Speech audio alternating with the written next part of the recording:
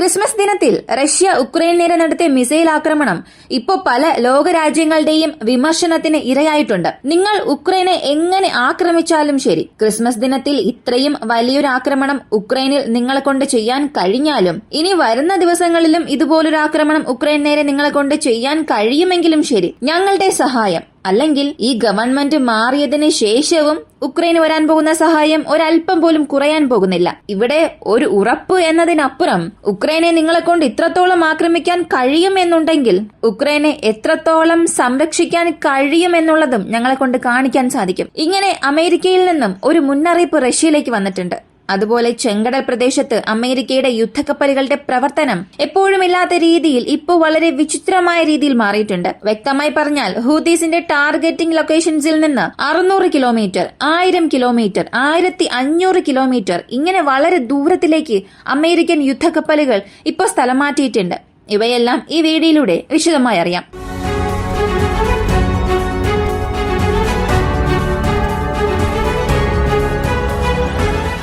ആദ്യമായി അറിയാൻ പോകുന്നത് മിറാഷ് 2000 വിമാനങ്ങളാണ്. ലോകത്തിൽ മിറാഷ് വിമാനങ്ങൾക്ക് പ്രത്യേക സ്ഥാനം തന്നെയുണ്ട്. അതും കൂടുതൽ ബോംബുകളെ കൊണ്ടുപോയി റഡാർ നിരീക്ഷണത്തിനും അപ്പുറം ചെന്ന് ഒരു ആക്രമണം നടത്താൻ കഴിയും. അല്ലെങ്കിൽ വളരെ കൺജസ്റ്റഡ് എയർ സ്പേസ്, ഒരുപാട് എയർ ഡിഫൻസ് സിസ്റ്റം ബാറ്ററീസ്, അല്ലെങ്കിൽ ഉക്രൈന്റെ സൈനികർ, റഷ്യൻ സൈനികർ, ഏത് രാജ്യത്തിന്റെ സൈനികരായിരുന്നാലും അവർ ഏത് സ്ഥാനത്തായിരുന്നാലും അതിനെ കൃത്യമായി കണ്ടെത്തി ആക്രമിക്കാൻ കഴിയുമെന്നുണ്ടെങ്കിൽ അതിന് മിറാഷ് വിമാനങ്ങൾക്ക് വളരെ പ്രധാനപ്പെട്ട സ്ഥാനമുണ്ട്. എന്തിന്? ഇന്ത്യൻ വ്യോമസേനയിൽ പോലും ഈ മിറാഷ് വിമാനങ്ങളെ കൂടുതൽ ദൌത്യത്തിന് ഉപയോഗിച്ചിട്ടുണ്ട്. ഇത്രത്തോളം ശക്തമായ മിറാഷ് വിമാനങ്ങൾ 2025 മുതൽ ഉക്രൈനുള്ളിൽ ഉപയോഗിക്കും. അതിന്റെ ആദ്യത്തെ ബാച്ച് പൈലറ്റ്മാർക്ക് ഞങ്ങൾ പരിശീലനം കൊടുത്തിട്ടുണ്ട്. അപ്പോ ഉക്രൈനിലുള്ള ഇത്രയും പേർക്കും ഈ വിമാനങ്ങൾക്ക് വേണ്ടി നൽകിയ പരിശീലനത്തിൽ അവർ നിപുണരായിട്ടുണ്ട്. 2025 എന്നത് ഫ്രാൻസ് ഉക്രൈനിലേക്ക് ഒരു വലിയ മാറ്റം കൊണ്ടുവരാൻ പോകുന്നു. തീർച്ചയായും ഈ മിറാഷ് വിമാനങ്ങൾ റഷ്യയുടെ അഗ്രഷൻ കുറയ്ക്കുമെന്ന്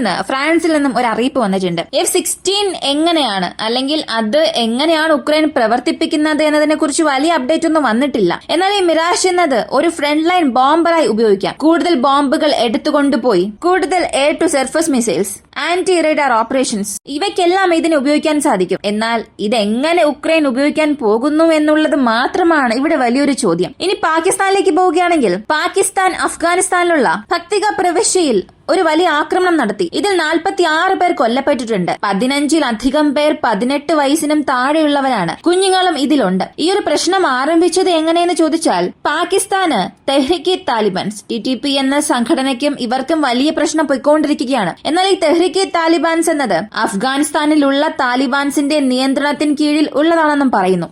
കൂടാതെ അവർക്ക് ഫണ്ടുകൾ വരിക, ആയുധങ്ങൾ നൽകുക, ഇതെല്ലാം അഫ്ഗാനിസ്ഥാനിലുള്ള താലിബാൻസിന്റെ പക്കൽ നിന്നുമാണ് വരുന്നത്. എന്നാൽ ഈ അഫ്ഗാനിസ്ഥാനിലുള്ള താലിബാൻസ് പറയുന്നത്, ഞങ്ങൾക്കും ഇവർക്കും നേരിട്ട് യാതൊരു ബന്ധവുമില്ല. അഫ്ഗാനിസ്ഥാനിലെ ചില പ്രദേശങ്ങളിൽ ഇവരുണ്ടെന്ന് നിങ്ങൾ പറയുന്നു, എന്നാൽ നിങ്ങൾ അതിനുള്ള യാതൊരു തെളിവും നൽകിയിട്ടില്ല. അങ്ങനെയുള്ളപ്പോൾ തെഹ്രിക്ക് താലിബാൻസിനെ ആക്രമിക്കുന്നു എന്ന പേരിൽ ഞങ്ങളുടെ രാജ്യത്തിനുള്ളിലെ ജനങ്ങൾ 46 പേരെ കൊന്നു. തീർച്ചയായും ഇതിന് പാകിസ്ഥാൻ ഉത്തരം പറയണം. ഞങ്ങളുടെ സ്ഥലത്തിനുള്ളിൽ വന്ന് നിങ്ങളുടെ ഒരു എയർ സ്ട്രൈക്ക് നടത്തി. ഇതൊന്നിനും ഉത്തരം കിട്ടാതെ വിടുകയില്ല.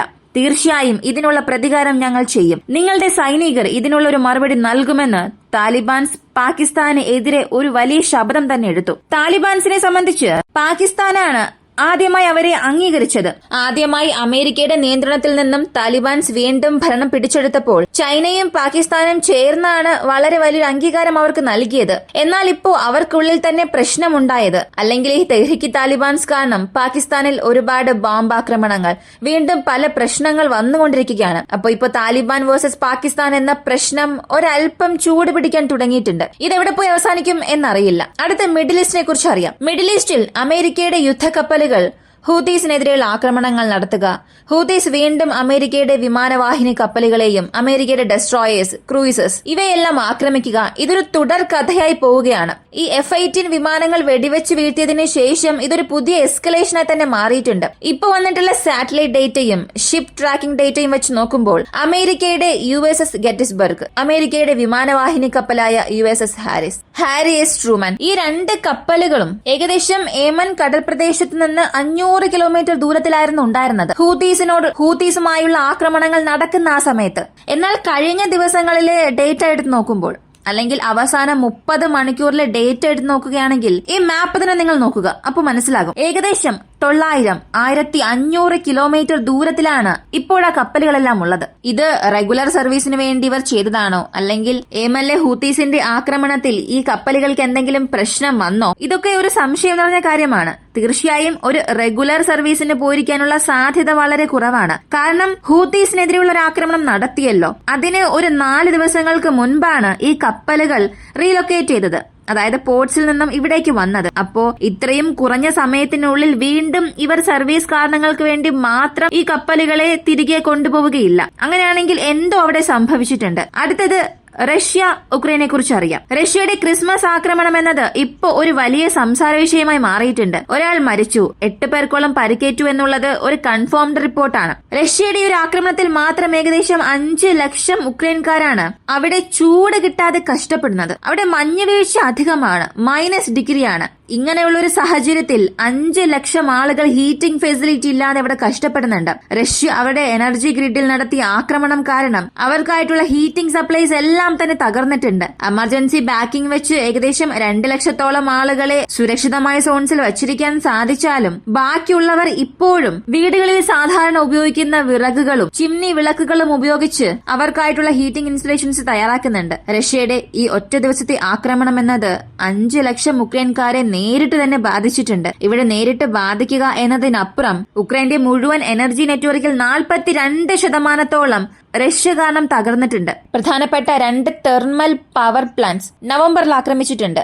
ഇവയെല്ലാം വെച്ച് നോക്കുകയാണെങ്കിൽ ഈ പെർസെന്റേജ് വീണ്ടും 4-5% കൂടും. അപ്പോ ഈ ശൈത്യകാലം വരെ റഷ്യ ഇങ്ങനെ ആക്രമിക്കുകയാണെങ്കിൽ ഉക്രൈന്റെ ഏറ്റവും വലിയ പവർ നെറ്റ്വർക്ക് അവിടെ തകരാനുള്ള സാധ്യതയുണ്ട്. ഈ മഞ്ഞുകാലം ഇവർ നേരിടണമെന്നുണ്ടെങ്കിൽ റഷ്യയുടെ ഈ എനർജി ഗ്രിഡ് സ്ട്രൈക്സിനെ ഇവരിവിടെ തടഞ്ഞേ മതിയാവുകയുള്ളൂ. ഇന്നലെ റഷ്യ നടത്തിയ ഈ ആക്രമണത്തിന് ഒരു പ്രതികാരം കൊടുക്കുന്ന രീതിയിൽ റോസ്റ്റോണ്ടൻ മേഖലയിൽ വീണ്ടും ഉക്രൈൻ ആക്രമിച്ചിട്ടുണ്ട്.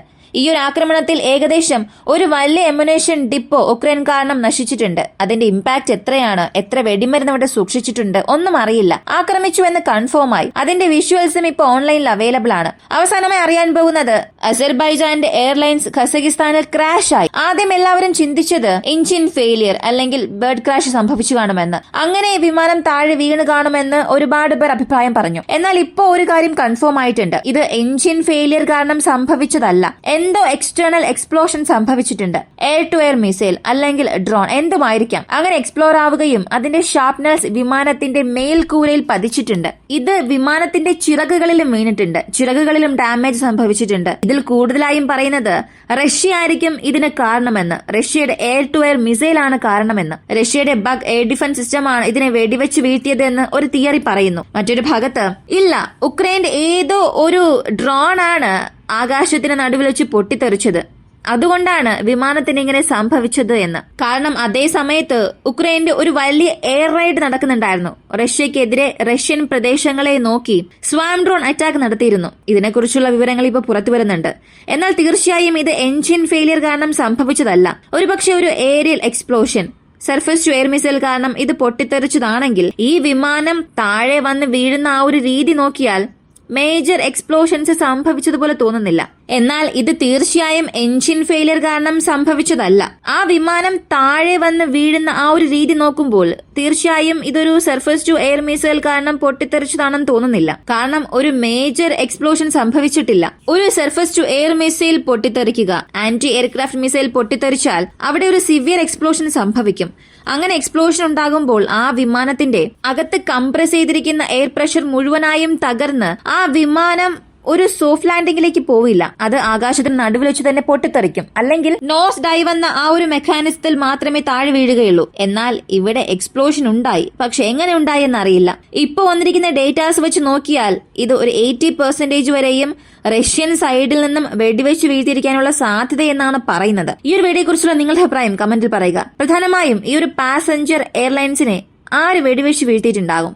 നിങ്ങളുടെ അഭിപ്രായം കമന്റിൽ പ്രതീക്ഷിക്കുന്നു. വീഡിയോ ഇഷ്ടമായാൽ ലൈക്ക് ചെയ്യുക, ഷെയർ ചെയ്യുക. നമ്മുടെ ചാനൽ ആദ്യമായി കാണുന്നവരാണെങ്കിൽ മറക്കാതെ സബ്സ്ക്രൈബ് ചെയ്ത് സപ്പോർട്ട് ചെയ്യുക. മറ്റൊരു വീഡിയോയുമായി വീണ്ടും കാണാം.